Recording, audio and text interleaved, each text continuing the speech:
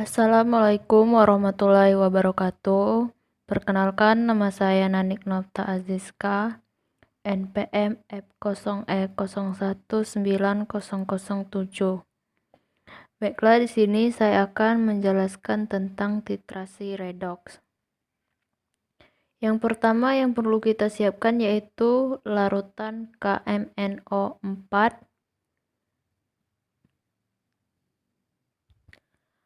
atau kalium permanganat, di mana larutan ini akan kita masukkan ke dalam gelas beker. Setelah itu kita masukkan ke dalam buret dengan menggunakan corong kaca.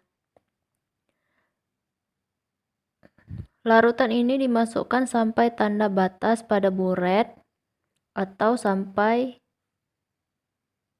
skalanya 0. Larutan KMNO4 merupakan larutan standar. Selanjutnya, kita akan mengencerkan larutan asam oksalat. Di sini kita membutuhkan larutan asam oksalat sebanyak 10 ml.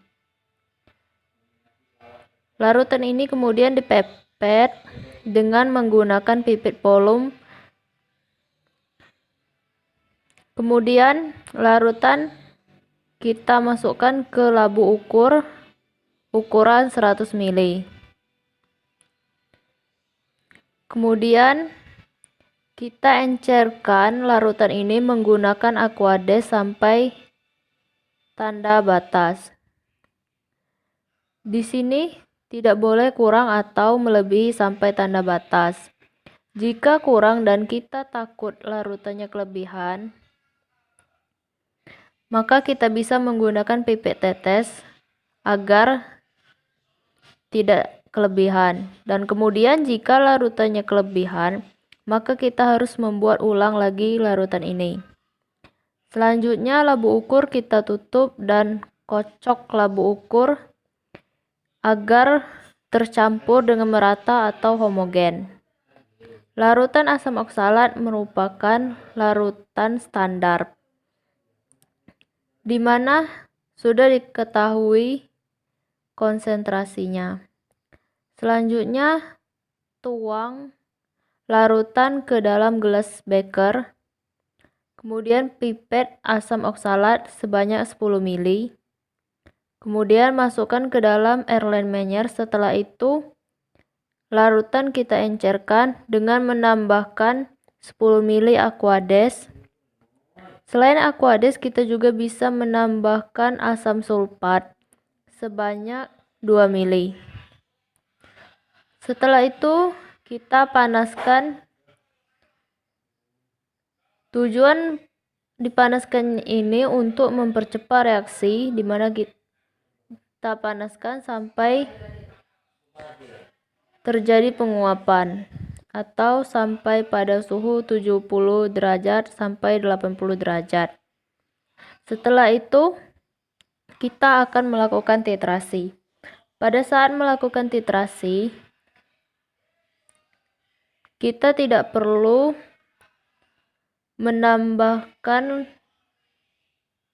indikator karena larutan KMNO4 sudah memiliki warna.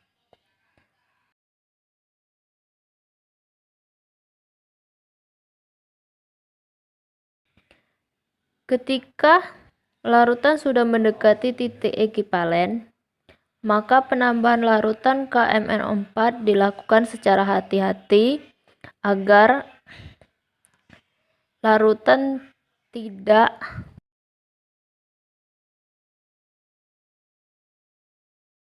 terjadi kesalahan yang membuat larutan tidak berwarna seperti yang kita inginkan.